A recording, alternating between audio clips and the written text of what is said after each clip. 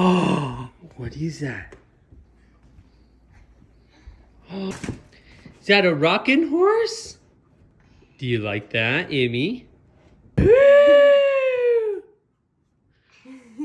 So what you just saw was my daughter's first reaction to getting her rocking horse on Christmas morning. I decided for this Christmas I was gonna build her a rocking horse. Now, I know nothing about building rocking horses, and so what I decided to do was download some build plans from Woodcraft. They even come with patterns that you can tape onto all of your blanks and cut them out on the bandsaw, which just makes it really, really easy. But without further ado, let's go ahead and get into this build and I'll show you how I built this rocking horse.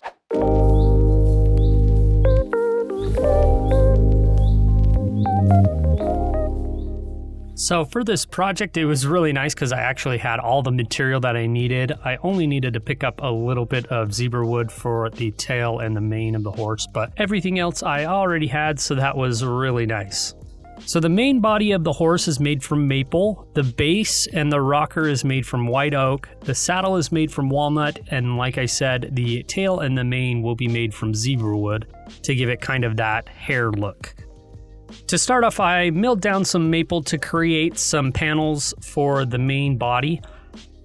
The main body of the horse is made up of 3 different maple panels that will be glued together. This makes a lot more sense than trying to pick up some 10-quarter maple and making the body out of that. Because you have to cut out a little bit of a groove on the center for the mane and the tail, all you do is cut that out of the center panel and then glue everything together and you've got a nice pocket to fit those into. To make those panels, I glued 2 6-inch boards and 1 1-inch board together. This thing needed to be 13 inches wide and 20 inches long. Then I repeated the same process 3 more times till I had 3 maple panels. Once the panels were all done gluing up, I took my belt sander to them and got them all sanded down. Because they were 13 inches wide, I couldn't fit them through the planer, but this worked just fine. Once the panels were all sanded down, I felt pretty proud of myself, so I did a little mask flip and a walk off.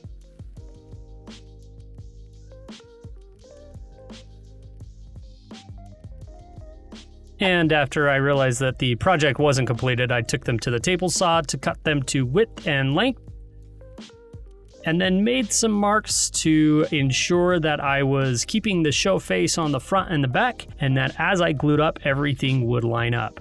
Now these templates are really cool. They're from Woodcraft, and all you have to do is cut out along the lines and drill through the holes where they tell you to. They couldn't make this rocking horse any easier to build. Like I said before, make sure you go and check out the build plans. I'll link them in the description below. That way you can download them if this is the type of rocking horse that you want to make for yourself. Now I failed to show me using the template to cut the middle panel, but after I did that, I had to sandwich that middle panel in between the 2 other and drill a couple holes. These holes are just for reference when attaching the legs, which you will see later on. Now, I failed to show me gluing up the 3 panels, but really that pre-cut panel is just in the middle with the 2 panels on the other side. I then attached the outside template so that I could cut out the entire body. I used the holes as reference for the panels and the template, just like they ask you to in the build plans. I then took the giant panel over to my teeny little drill press. I then drilled straight through the top using the template as a guide. This hole will be where the walnut handle goes through. I then drilled a pilot hole and a counterbore for the eye of the horse.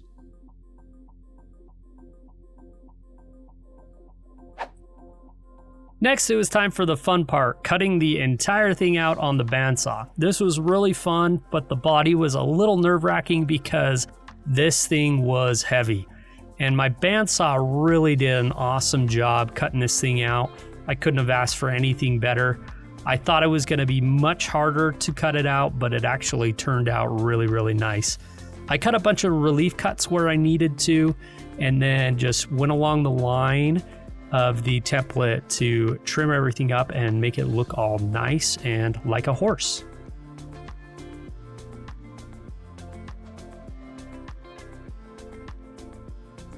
After that, it was time to get all of the leg blanks glued up.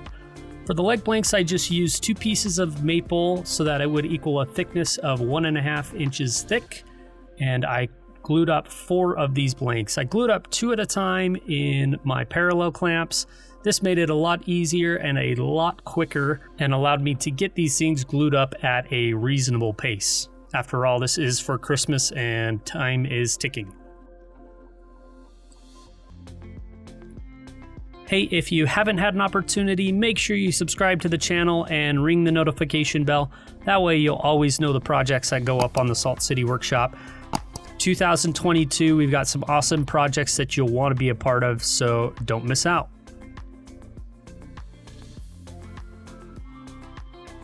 While the legs were drying, I took the body over to my little 1.5 inch wide belt sander and sanded off any of the saw marks from the bandsaw that I could.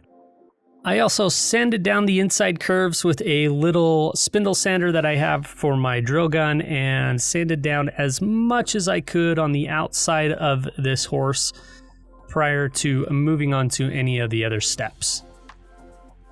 I then transferred a couple of marks from the template to the outside of the horse. This will help with gluing up the legs later on. I then removed the template, and this is what my horse looked like. After that, I added an 1/8 inch roundover to the entire horse just to make it more kid-friendly and make sure that there weren't any sharp edges that anybody was going to get slivers on.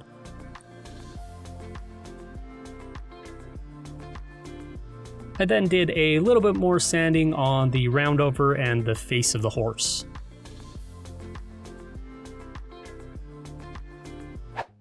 Once the legs were all done drying, I cut them to their proper length and width, and then added some marks that will serve as guides for gluing as well as cutting up these blanks.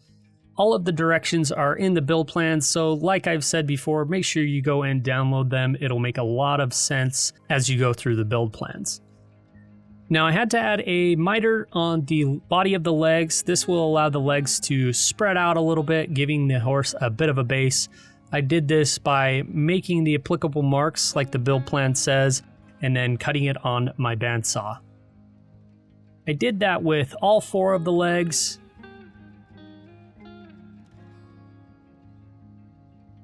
And then I cleaned up those contact points with my belt sander. This point will be where the legs come in contact with the body.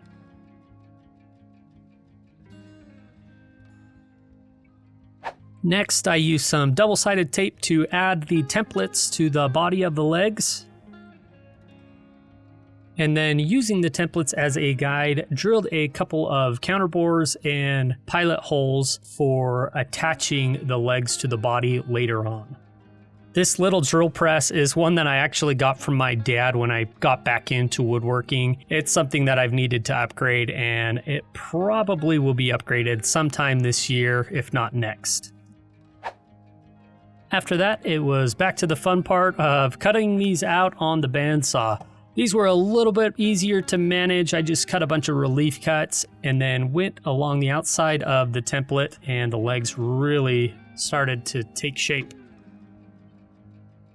Then it was back to my band sander and sanded up all of the edges and removed any of the saw blade marks. Again, this is another sander I got from my dad and one that I probably will upgrade sometime this next year. And then I went back to my spindle sander and sanded down all of the inside edges. Now the back legs need to have a 4-degree taper on them, so I just took them over to my sander, set the table down 4 degrees and sanded it all down. This allows the support piece that goes in between the rocker to connect with the legs later on. I then made some marks that are references for gluing this up, and I peeled off all of the templates on all of the legs. I then went back to my 8-inch roundover bit and rounded over all of the legs, again to create a kid-friendly horse. I could have done this on my newly set up router table, but this little trim router did the trick and made things quick and easy. Next, it was time to get the body and the legs all glued up. So what I did is added a couple of 3/8 inch dowels to the holes that were drilled in the body of the horse. I then lined the marks from the legs up with the marks on the body, and then marked on the body through the holes that were in the legs where I needed to drill a few pilot holes. I then took my drill and drilled a couple pilot holes in there, and then I removed everything and sanded everything down, removing any of the reference marks, because now I have the pre-drilled pilot holes to reference everything off of. Now, I did fail to film me gluing this whole thing together, but it's really easy. All you do is add a little bit of glue to where the legs come in contact with the body, and then use 1.5 inch panhead screws through those pilot holes to set everything in place. Once that was all done, I cut a 3/4 inch dowel to 7 inches long. This is for the handle. I used my band sander to sand down the edges and then set that right through the middle of the hole. I made sure that the handle was even on both sides and then set it in place with a panhead screw.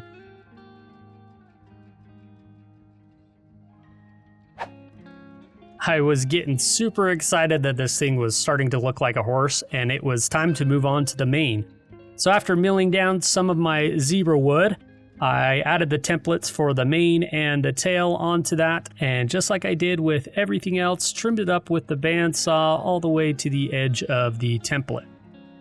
Now, if you've seen some of my other videos, you'll probably notice that I'm a big Parks and Rec fan. So when we were thinking about what we were going to name this horse, we decided to name him after the greatest little mini horse in the world. Ladies and gentlemen, the world famous Lil Sebastian. What? Yes! Oh my God! Sebastian! Oh my God! I never thought I'd get to meet him. It's really him! Well done, Leslie. Well done! Now, I was originally going to engrave on the saddle or the base Little Sebastian, but I kind of decided against that because I didn't want to have to explain to every single person who Little Sebastian is. But if I ever say Little Sebastian in any future videos, it's reference to this rocking horse. After everything was cut and sanded, I removed the templates, and again I added a roundover. This time I added a 1/4 inch roundover. It gives it just a little bit of a contrasting look for the hair in the mane and the tail. After that, it was time to get the mane and the tail all glued on, so I added a little bit of glue to the tail hole and set the tail in. It fits pretty tight, so I didn't have to add any sort of clamp. I then added some glue to the slot where the mane goes, and the mane just fits right down in there with a cutout that will fit right around the handle. I then cleaned up any glue squeeze out and added a clamp for good measure. Next, it was time to start working on the rocker base. In order to do so, I needed some 8-inch wide boards of white oak, and I really didn't want to have to mill down a bunch on my 6-inch joiner and glue it back together and put it through the planer. So I decided to make a skip planing sled so that I could just use my planer when milling all this up. Essentially what this does is allows you to not have to use the joiner to flatten one side. You can use your planer to flatten that side because it uses the sled as a reference for your first flat surface. Really all it is a flat piece of plywood, and then you use some shims and hot glue to make sure that the board does not move as it goes through the planer.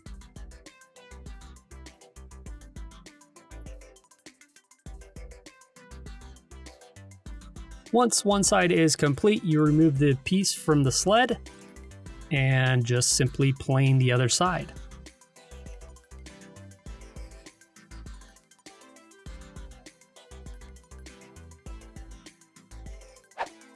I did this for 4 boards that were 36 inches long and 8 inches wide.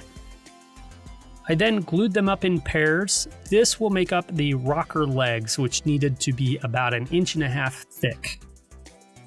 Now I did it in the same process of gluing them all together, just gluing them back to back. And I used a little bit of Titebond 3 on this because I wanted to make sure I had plenty of time to get everything all set up before I set all the clamps in place. Now my shop buddy was out in the shop with me and really wanted to go play. Let's see how many times he drops his bone trying to give it to me.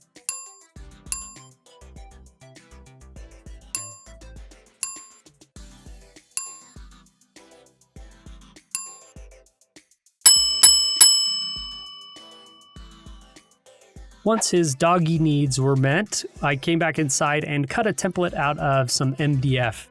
Now I did this a little bit different than the build plan said to. Build plans just say to cut these legs out just like I did everything else, but I actually created this template so that I could create exact matches using a templating bit on my router. You could do it the other way, but this seemed to work a lot better for me. It made it so that I didn't have to sand so much, and I really got to put my router table to use in this project. I did, however, use the sander to sand down the template, which was super easy because it was made from MDF, and I made some marks and pilot holes so that I could attach the template to the blank. I then traced the whole outline of the template onto the blank, and then rough cut everything using my bandsaw, but not worrying too much about coming too close to the line because everything was going to be trimmed up on the router table anyways.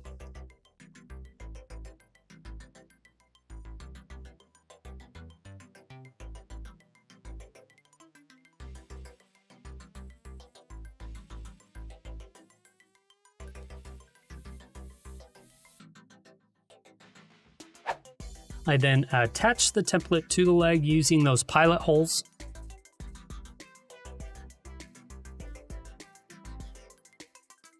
Then I set up my router table with a templating bit. Now I had to do this in a couple different passes because my templating bit was not tall enough for the whole thing, but everything seemed to work out just fine. I used a smaller templating bit on the bottom side, and then I flipped it over and used a flush cut bit using the now top side of the leg as reference.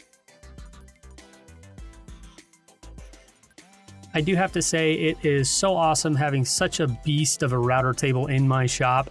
This thing just went right through all of this white oak, and it made my life so much easier than having to sand down all of those inside curves.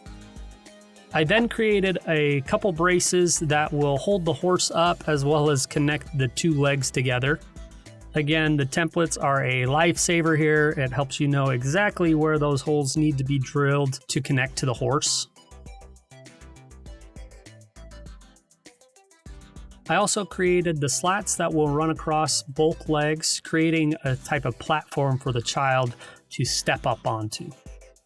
Using my router table, I added a roundover to all of the edges of the legs as well as the slats to give everything that smooth feel. Next, it was time to get the whole rocker all set up. To do this, I added the stretchers to one side of the rocker legs using the pre-drilled pilot holes. I then flipped the whole thing on its side and attached the other leg using those pre-drilled pilot holes on the other side.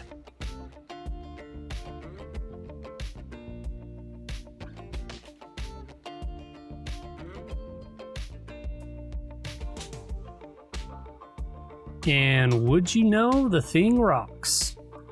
I then added the slats for the platform. I did this by measuring them up and pre-drilling some holes, as well as using an 1/8-inch spacer that goes in between each slat so that I could ensure I had perfect spacing along the whole side. And I used 1.5-inch panhead screws to secure the slats to the rocker base. Now it's time to get the horse actually attached to the rocker. In the build plans, they tell you to use a crushed corrugated box to prop the whole thing up, but that didn't seem to work. So I had to try it with a bunch of cutoffs that I had, and that still kind of didn't seem to work. So I flipped the stretcher around and put the screws in halfway and made some marks with the screws on the back side of the legs to where I needed to drill these pilot holes. I then drilled those pilot holes and took it all back and attached the stretcher to the legs of the horse.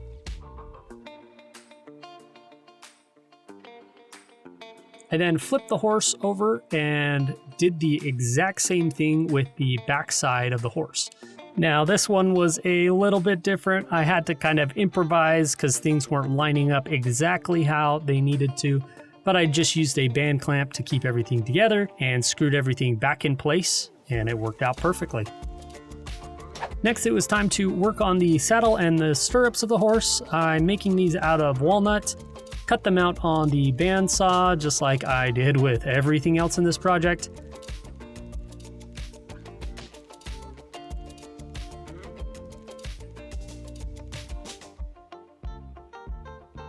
I then sanded everything down on my little 1.5-inch band sander.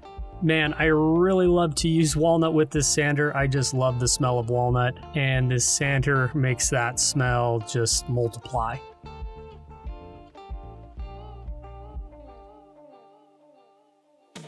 After that, I peeled off all of the templates and proceeded to glue this saddle all together. Now, gluing this thing was the craziest because there were a lot of curves and not a whole lot of clamping surface. If you feel there was a better way for me to clamp this, let me know, but this is the only saddle that I'll probably ever have to make. I then removed any excess glue from the inside that would cause a problem when gluing it to the body of the horse. After it was dry, I took it back over to the sander and just smoothed off all of the edges where it was glued together. I then moved on to the stirrups. I drilled a couple pilot holes into the body of the stirrups and added some glue to the saddle to get the saddle all set onto the horse. At first, I thought I might not need to use a whole lot of clamps, so I added just a little quick grip.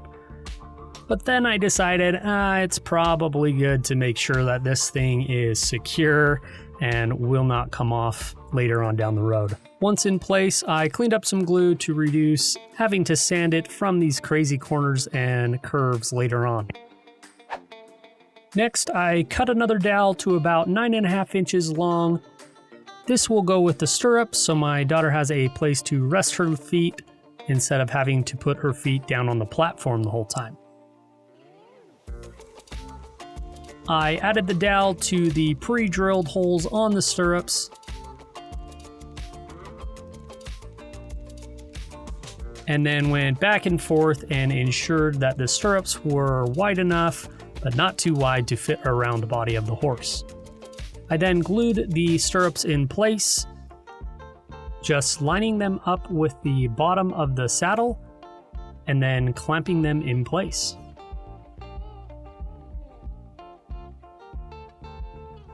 And just like that, little Sebastian is looking like a horse. Next, it was time to plug all of the counterbores and get everything all sanded up and prepped for finishing. I used my plug bits to cut some white oak plugs as well as some maple plugs and used some glue and a mallet to get them all set in there and ready to be sanded down.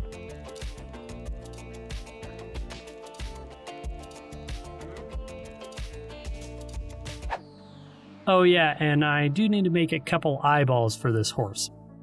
To do so, I grabbed an inch-long dowel and drilled a 3/8 of an inch counterbore into the end of it, and glued a 3/8 dowel into that.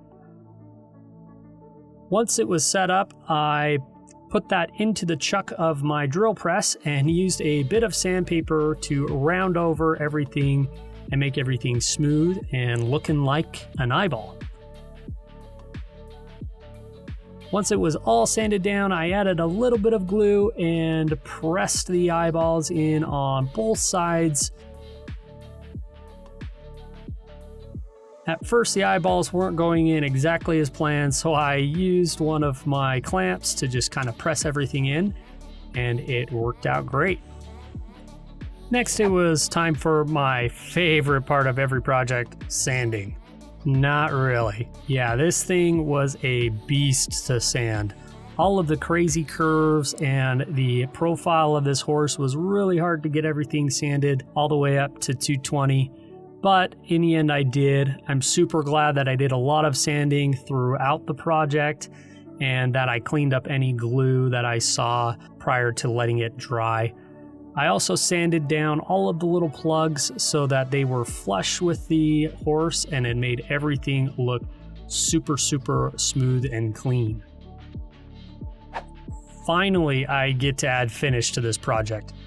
I went with Rubio Monocoat, which I absolutely love. I've used it on my baby crib, and the finish has held up really well. As Monocoat implies, it is just a single coat. All you do is wipe it on, wipe it off, and your finish should dry within the next 48 hours. Not to mention, Rubio Monocoat is kid friendly and pet friendly, which is what I need for this project.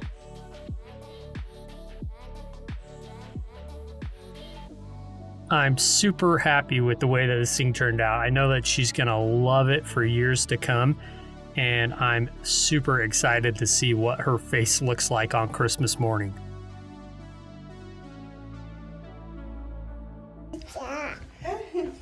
Look. Oh, what is that? What's over there? Huh? Oh, whoa! Is that a rocking horse? Woohoo! Is that fun? Do you like that, Amy? There you go. Yay. Good job, Amy.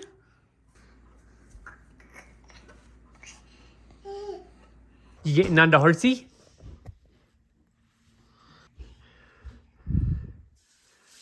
Woohoo!